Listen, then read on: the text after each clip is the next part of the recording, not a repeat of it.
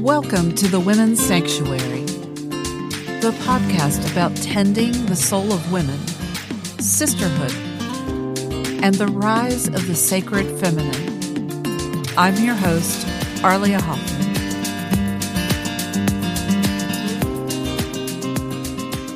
Hello, everyone. Welcome back. This is Arlia, and I'm thrilled to not be alone at the microphone today. I've been, musing and talking about current energies recently, and but then recently in my Facebook world popped up an old friend, and I invited her on. Her name is Madii Kasem, and she is a nature communicator, and I'm so excited. Welcome, Madii. Thank you, Arlia. It's so nice to be here and to reconnect with you. Absolutely. Let me tell you a little bit about Madii. She's a certified nature communicator who offers consultations for people's pets, horses, trees, and land by communicating in real time telepathically. Madii holds a BA in Comparative Religion, an MA in Judaic Studies, and a Bachelor of Education degree. She's a former student of the Canadian trance medium Tola Haynes, Hawaiian kahuna Morrnah Simeona, British angelologist Angela McGerr, and American nature and animal communicator Maia Kincaid, Ph.D. In addition to her work as a nature communicator, Madii was an elementary teacher, a contributor to True Blue Spirit magazine, and host of the Language of Nature radio show. She offers consultations and classes for people of all ages and abilities. Madii Kasem, welcome. Thank you, Arlia. This is so exciting. Yeah. How are you? I'm really well, thank you. I'm settling into a new location here in the village of Sutton, Quebec, which is about 10 miles north of the border with Vermont. Beautiful, beautiful. Are you enjoying it? I love it. It's gorgeous. There are nature trails everywhere, and most of the people I meet live a lot of their time in nature. So it's a perfect spot for me to expand and explore and live my life. Absolutely. It sounds like it. Mm-hmm. So you are, I would call you an animal communicator. You're a nature communicator, which means you're also including the trees and the land in that as well. Tell me how you came to do that after your varied background. Mm-hmm. So I took an early retirement from my career as an elementary teacher, and I thought I had my dream job.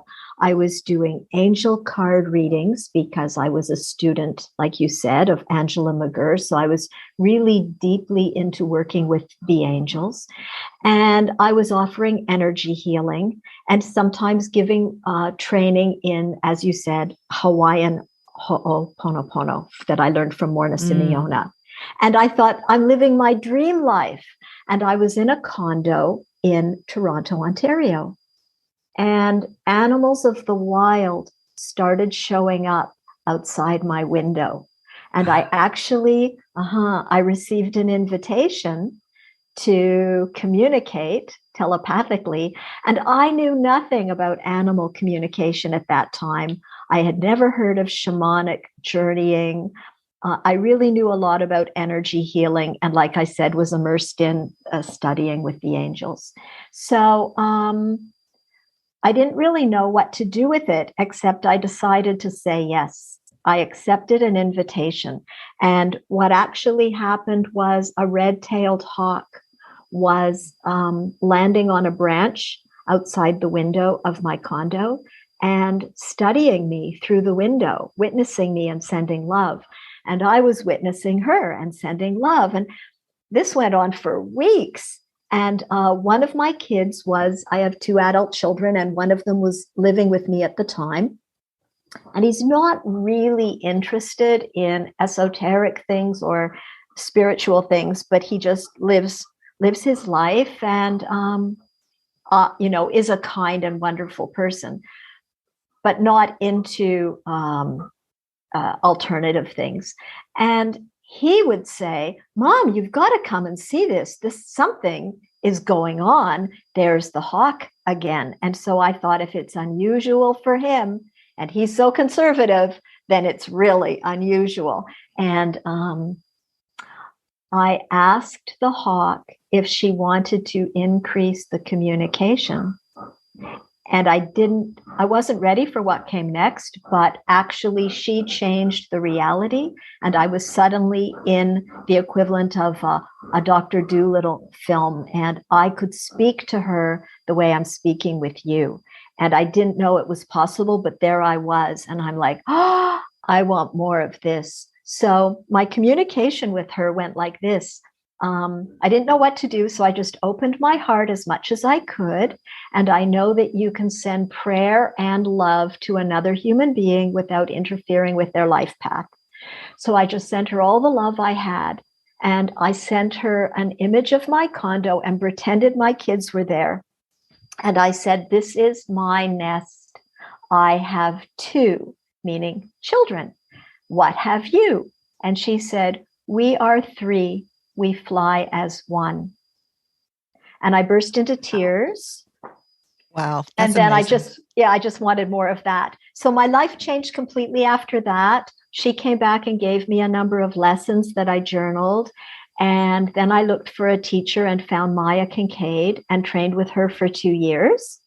And then I felt ready to offer this service to others, to help with their pets, especially, but also sometimes people with land who want to talk to the water or trees on their land. Mm-hmm. Wow. And what has that experience been like? I'm a different person than I was before.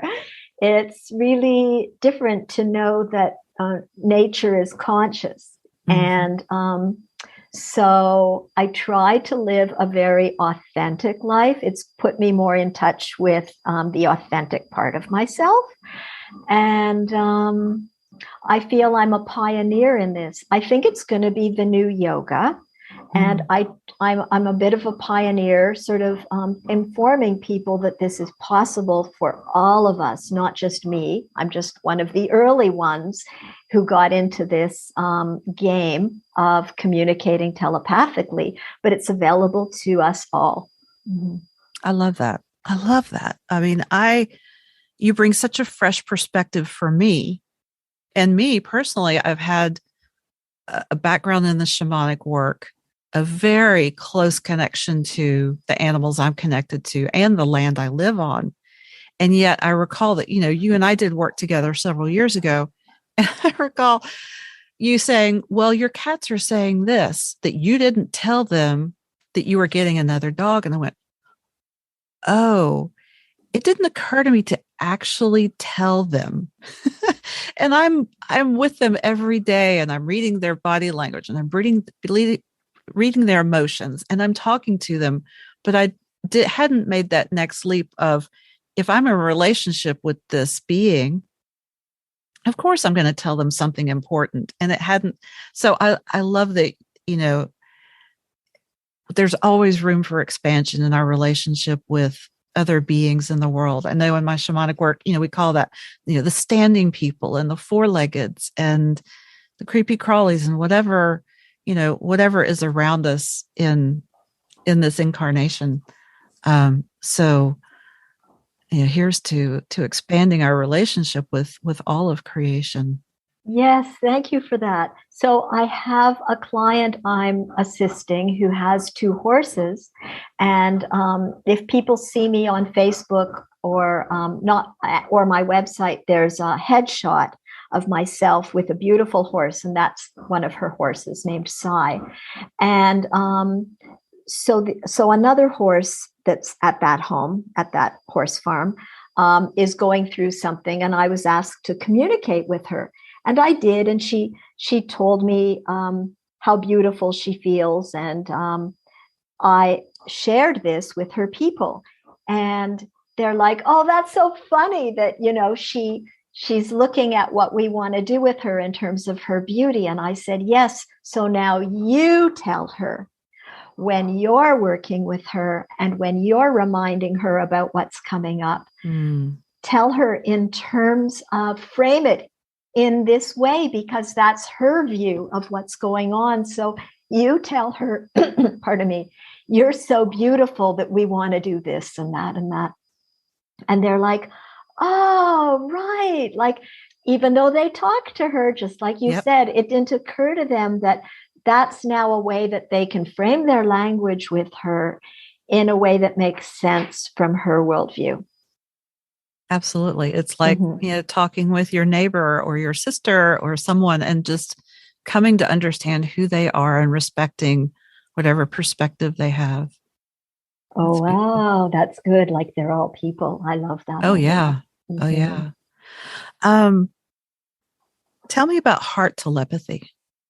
Oh, yes. So because when I first met that red-tailed hawk, my way into communicating with her was by opening my heart and sending her as much love as possible. What I ended up learning to do in training with Maia Kincaid was telepathy, but I'm quite certain that this is a telepathy of the heart and rather different than what we would call mental telepathy. So mental telepathy, when I use that phrase, I think of playing cards turned upside down and you try to intuit what is on the card and you flip it over, and these sorts of things where we can train our mind to have a stronger intuition into telepathy, or speak telepathically through our mind with another person. But it's not where I find the animals are playing. I find they're playing in a place that is of the heart. So I call it heart telepathy. And it is really, I think, a function of the heart. When I was studying angelology, my teacher, Angela McGerr, had something she called the higher heart. And so I think when we work with the heart chakra, it has many facets and components, and that maybe many of us have not yet activated a function of the heart chakra, the higher heart capacity, which is telepathy. So I'm quite aware that I'm working from within that place, and that I've opened that chakra center, and that I'm working through love when I communicate with animals and other beings in nature. And I feel that's where the animals are already in communication. And as we expand that emotion, they welcome us into the game.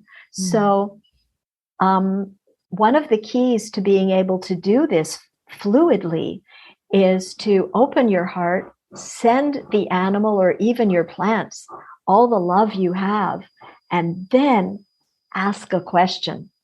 And they do a lot of the work. They do the work because they're already playing there. It's their party. And they will come to us. So if any of your community wants to try this, I think they'll find it's a lot easier than they think. The animals will meet us there. They do a lot of the work. They'll meet you more than halfway. I love that. Did you experience, because I have a feeling as people play with this heart telepathy, they might doubt what information they're getting. Did you experience any of that? Oh, yeah. That's why I stayed with Maia 2 years. I mean, I'd already spoken to a red-tailed hawk. I already was doing the technique, and I did 1 year of intense training, after which I got a certificate. And I stayed for a second year because I just didn't have the confidence. So it's a lot of it is because it's so new. And I do tell people, if you're trying this, whatever you receive, believe it. Believe it, because most of the time you'll be receiving from the other being. And the few times that you're wrong and you're actually just replaying an old program from within yourself, you'll eventually figure that out. So most of the time, it's going to be authentic. So always believe it. And one day you'll figure out those few times when you're just replaying your own old tapes. I love that. I love that.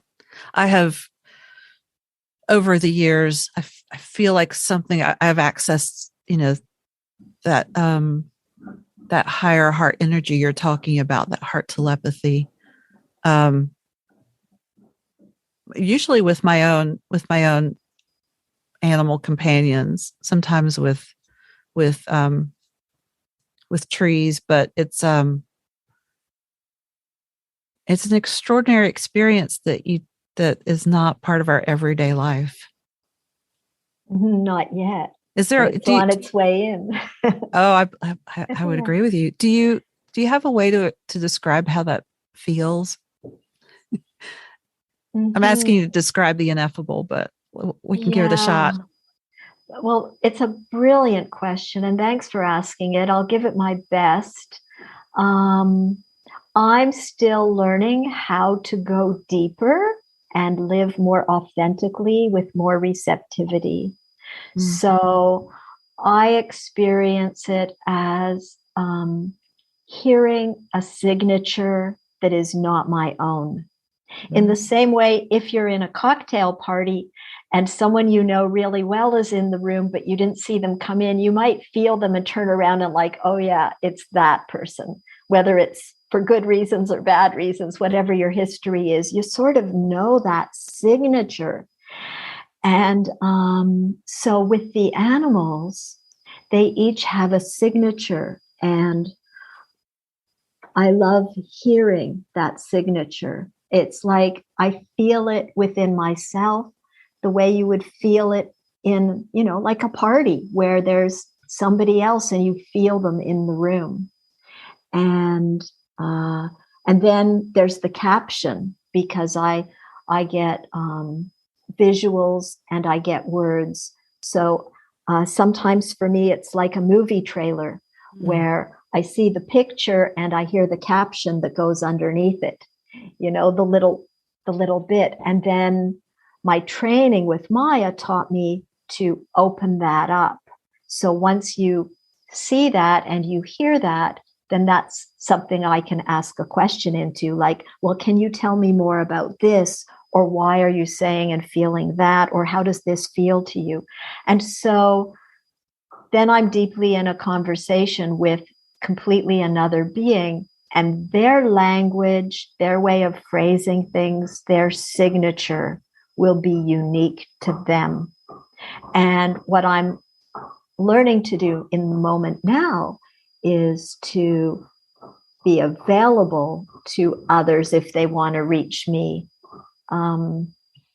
So if I'm working with a dog and it's not an actual consultation with his people, but he wants to reach me, I'm trying to live in a place where I'm receptive enough that if another signature shows up, I'll recognize it as not my thoughts, but, oh, there's that dog trying to reach me. Mm-hmm.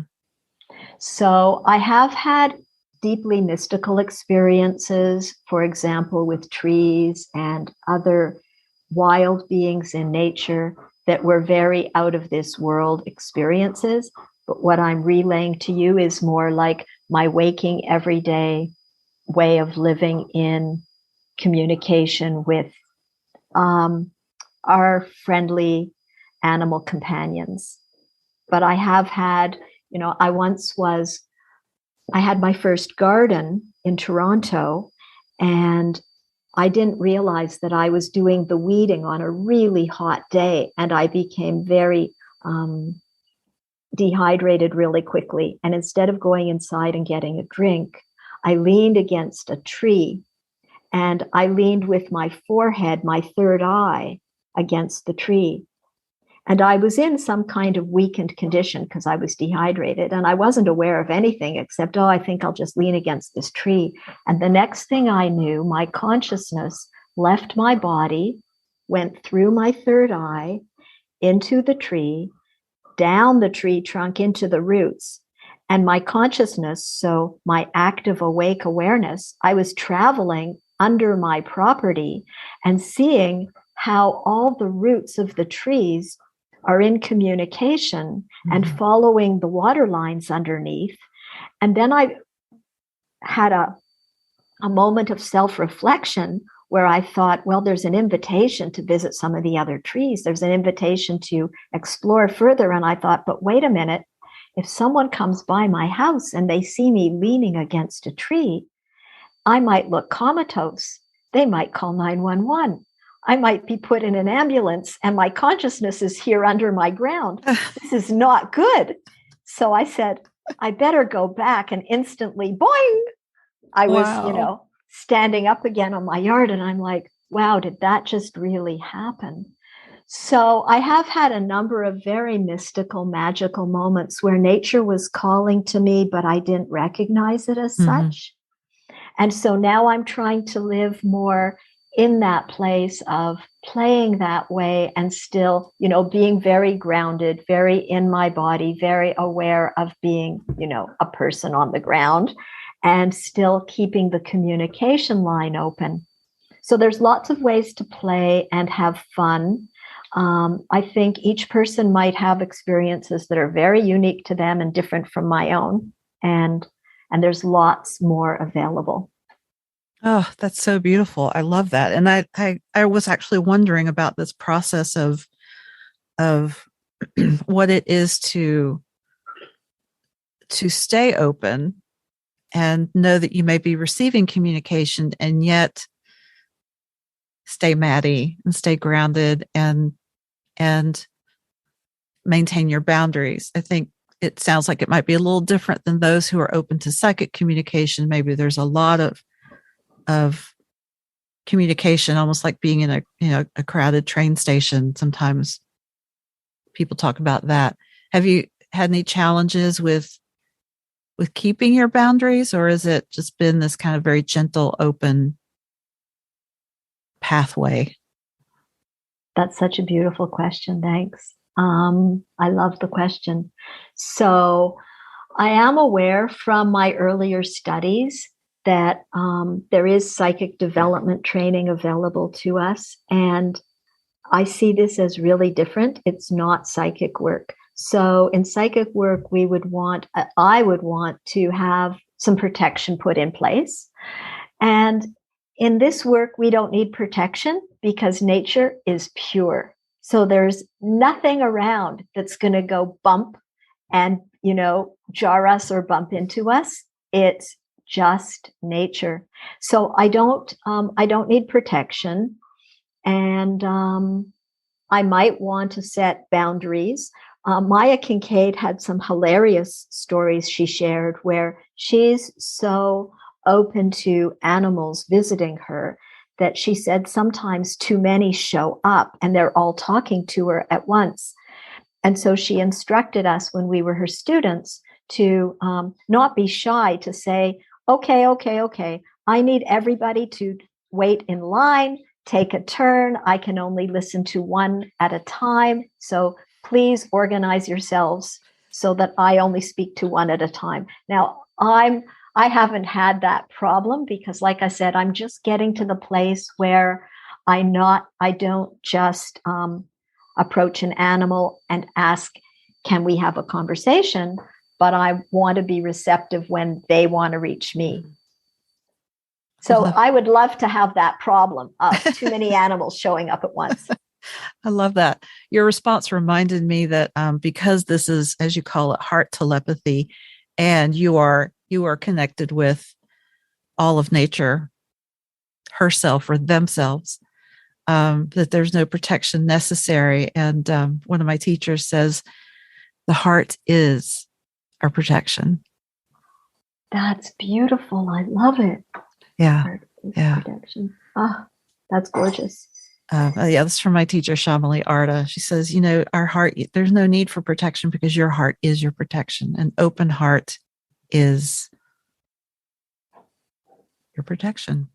Wow. And I can imagine that in that very open-hearted conversation with whoever may choose to present themselves to you, it's truly a heart-to-heart chat with no need for those types of psychic boundaries. Mm-hmm. And I find the animals are very honest and so grateful that someone has come forward to hear their voice. because I come forward from a place of no agenda. I have no reason other than to hear from them. They're always so happy to share with me. That's beautiful. And it's easy, and I have no history with them, so it's so much easier than for their own person. So for my own pets, I will do a trade with a colleague. Hey, can you talk to my dog? Because, I've just got too much history and emotion here. So it does help to have no history, no emotion, no agenda, just a clean slate, and to just be able to hear whatever they might want to say. That's so true. I mean, I know I found that as well, because it's colored with your own experiences with them. All right, one more question about pets, and then I want to shift. How do you view reincarnation in the animal world? Mm-hmm. Do they reincarnate, and if so, what are your thoughts about that? Well, I came across the concept of that working with clients who were certain that one of their dogs was the reincarnation of someone from the past. I have a friend who is certain that the family dog is a reincarnation of a pet from the past. And because I've come across this concept with other people, I just put it in a little mental box of, I don't know, but maybe. And then I wait for the universe to, validate it for me if it's going to be validated. And I had a dog I was really attached to. We were a team. And for all your community people that know what that's like, when an animal is really a deep part of your life. And I had to have him put down because of a condition where he was suffering to the point where he asked me for that. So I honored that, but it was really hard for me. And then I was led. I wasn't really ready for another dog. I mourned that dog for a long time. And about a year later, things started showing up in my life that were unusual things. And I was being led to a dog. And I followed the breadcrumbs. And after a number of months, this dog appeared, and I'm like, whoa, I think you're the one.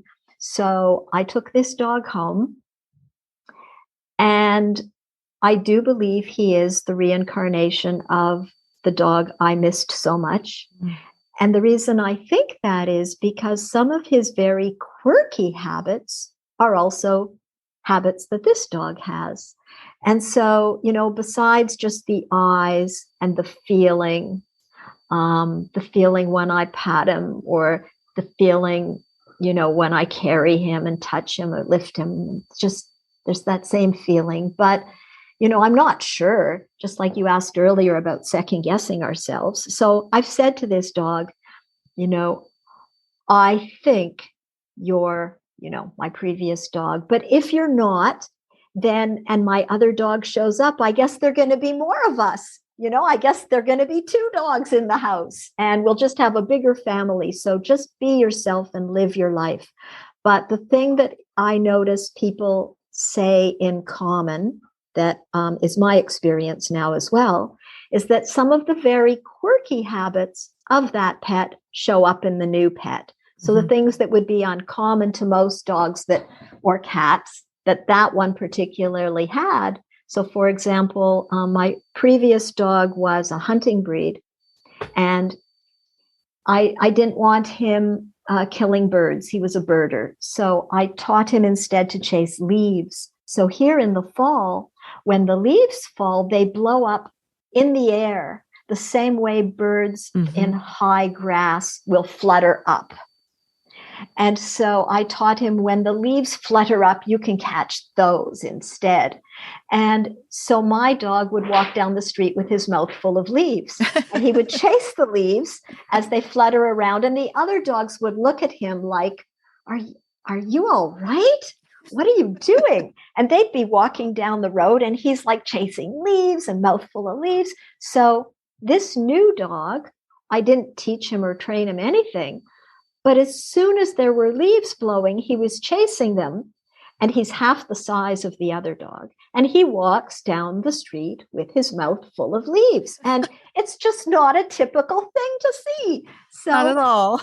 yeah. So, and there are a few other quirky habits that this dog came in with. So I'm just having fun. I'm happy to have a canine companion again. And like I said, he can be who he wants to be. But a part of me says, I think this is my old friend hanging out with me some more. Mm-hmm. That's beautiful. And I love how you just respect, your current dog for who he is and are open to the possibilities. And yet, you see what you see. Yeah. Right. Exactly. Yeah. Well, I want to switch topics. And because you were talking about the natural world and the trees and the gardens, what about the fairy realm? Have you experienced them in nature? And what, if so, what has been your experience? I've never been one I've never been one to directly seek out or look for an experience of fairies or to feel them or see evidence of them, although I completely believe in them and it hasn't been part of my experience. But once I started opening up to it, I'm beginning to maybe feel that energy or sense it. What's been your experience? Well, I didn't really believe in fairies. I thought they were maybe more of a mythology. And then they showed up. So I'm just lucky that nature keeps showing up for me. So, now I have found my true vocation, I guess. So I read that fairies are not easy for us to see or commonly seen because they live on a different energetic trajectory to our own. Mm-hmm. And this is the best way that I have rationalized it and that I can explain it to others. So sometimes they're able to change their frequency enough that we can see them very clearly, but it isn't, a regular thing because their energetic trajectory is slightly different than our own. And so we pass each other in frequencies. And so I've had some moments of really enjoying their presence. And I've made some mistakes too, and had some really crazy things happen. So some fairies were around and I invited them in and I created a little fairy house out of natural materials and said, you can stay there. But honestly, I didn't know if I was talking to the air. I really didn't. And I thought, I live alone. So luckily, I can have these quirky moments, but I like things to be empirically validated. So I said to them, okay, if you want to reach me, please reach me through my computer. And then I forgot I had said that. And I opened my computer the next day and it had crashed. It was dead. Gosh. I had nothing. And I thought, oh, gee, I charged it overnight, but maybe my charger's broken. Mm-hmm. I had another charger. I tried another outlet. My computer was dead. And it's a laptop and it's not that old. And I'd forgotten completely about my contract with the fairies. So I drove 30 minutes to the nearest place that had a geek squad, took in my laptop and said, I don't know what's wrong. And they're like, did you take out the additional warranty? And I'm like, no. And they said, well, let's just charge it up and see what happens. And they said, it's fine. It's working. Take it home. And then I remembered, oh, it's the fairies. So then I said to the fairies, you can't mess with me like that. We have to make more detailed rules. Like, please only interfere with my computer in ways that don't interfere with my use of the computer. Just play with me in things that are fun. So then the next thing that happened was I have several different keyboards on my computer because I live in a French-speaking province. And then, so there was no French keyboard. The French keyboard disappeared. And then, my English keyboard would become the French keyboard. Oh. So they had ways to play with me that were fun and easy for me to change, and that didn't upset me as much. So I am, convinced that there are fairies here because they responded to whatever I said. Whatever was my suggestion is what I got. And it was empirically easy to see through the computer. Mm-hmm. Mm-hmm. That's awesome. So, based on your experiences, can you offer any guidance as to how we would, because they're in a different energetic frequency, and I've come to understand that too. They're in a different dimension, so they're here, but it's hard to interact with them. How would we interact with them? What would you recommend? So I recommend that people do whatever would be fun for them to set up a location, because, we have houses, we have locations. And this is the women's sanctuary. It's like, we always think of home and places. So I think if people create whatever they want in their area, their home, or if they have a little workshop or wherever they want to choose a place for the fairies to hang out. And I like to use natural materials, but I think if people want to find something in Dollarama, in the dollar store, and it speaks to them, and it's glittery and fun, and there's glitter and all kinds of cute kids stuff, and it's very bright and not natural materials at all, if that's what speaks to them, I think if we invite the fairies from our heart, they will want to play with us.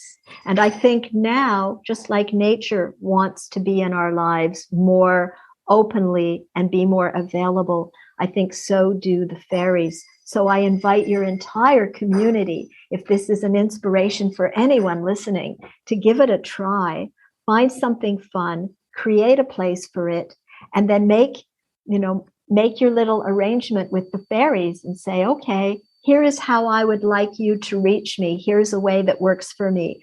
Maybe it's, I don't know, whatever, if someone's an artist and they say, maybe you can show up in my painting or change the colors, or whatever game you want to play, I'm sure the fairies would be happy to engage.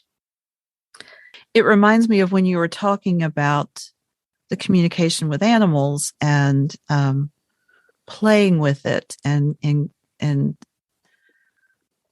you keep bringing back this notion of play and how much fun it is. Well, I think that that's how the animals would like us to be. And even though there is this really strong element of play, and I'd like to say welcome to nature's party, they can tell me very serious things. They can tell me things that are very, important and serious. I once was giving a final lesson to a student, and we had been working over the internet, and she asked if she could have her last lesson in person. So she traveled to where I was. I wasn't that far, actually. It was fun. And we did a walk down a road with a lot of horse farmettes. And while she was practicing with the horses, I noticed a blue jay. And so I started a conversation with the blue jay, and I said, hey, blue jay, we humans think of you as a bit of a disturber. You're sort of like crows, but you look like a songbird, and you're sort of in between, and you mimic other birds. What do you have to say about that? And the blue jay said, why do you humans always have to judge us in comparison to things? We're not like anything else. We are who we are because we have a place here. And you're here because you have a place here. And then, like I said, I've had a few mystical experiences. The blue jay took me up high in the sky and showed me through his eyes. And he actually showed me something very mystical and special, where he showed me how different people light up in different ways. And, I won't go into too much of that in this conversation, but it was a really profound experience. What I learned from the blue jay is, even though we're playing and we're engaging because I'm saying, hey, blue jay, are you, here's some things humans have to say about you. And what do you have to say about that? The actual communication can be very serious. And what I received was a wisdom teaching, and I will never forget it. It has remained with me. It will be with me forever. And it was an important teaching and serious indeed. So even though we're playing, we can receive wisdom and great teachings. So important. It's so important. And of course, you do deal with serious issues. I mean, you and I dealt with some serious work in my family, so I'm grateful for that. It just was incredibly eye-opening and enlightening, and really helped bond the relationship with my pets. So I know firsthand how impactful your work can be, and I'm so grateful for it. Thank you so much. It's great to be in service. There's so much more we could talk about. I think I want to reflect back this that how beautiful it is that you're what I see as a dance with all of creation. This openness and respect and deep love and the open-heartedness is really beautiful. I did have one final question, and that is, you said you're kind of on the leading edge of this. Where do you see this going for humanity? I think this is the new yoga. So I think that as people start to find out how easy this is, and that it's available to each and all of us, especially, as we reach the children who are probably doing this unconsciously or maybe consciously in their own lives. I think that we'll see a day very soon where the plants will be able to tell us, oh yeah, if you take my leaf in the spring along with the root of that guy over there, you could have a really good tea that'll help that liver problem you've got. And I think, things have changed so quickly in the world in a short time. Imagine in 5 or 10 years, as we all start to explore more of our heart telepathy abilities, and nature starts to be able to engage with us and answer our questions, and we can hear them more clearly, that it would take very little time for our gardens to be places of great expression and our animals to be saying, hey, go look in the car. I think you left something there. I love that picture of this greater integration with the world we live in and the beings we live with. And I absolutely agree. I see that happening, bits and pieces in my own life, but definitely in the world at large. I think that's one of the things that's going to, I'll say it, help save humanity from ourselves. Is the more we can become interwoven and respectful of the place we live. Thank you for that.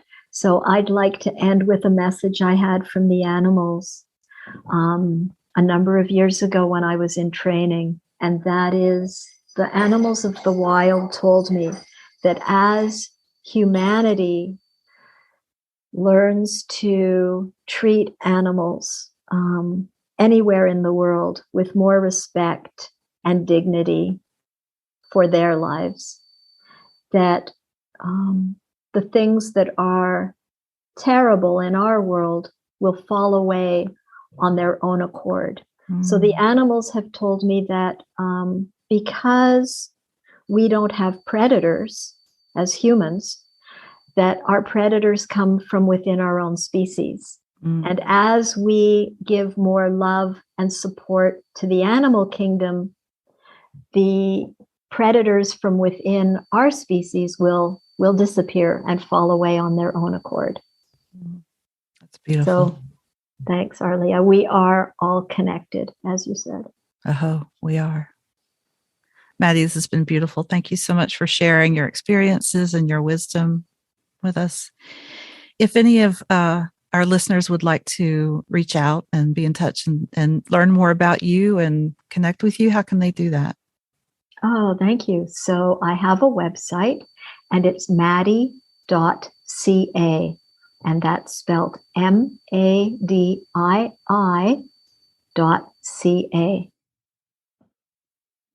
And everything they might want to see or investigate would be on the website, and also my contact information, of course, is there. And I have a Facebook page. If people want to look me up, it's Madii Kasem with a K, and people can reach me that way too.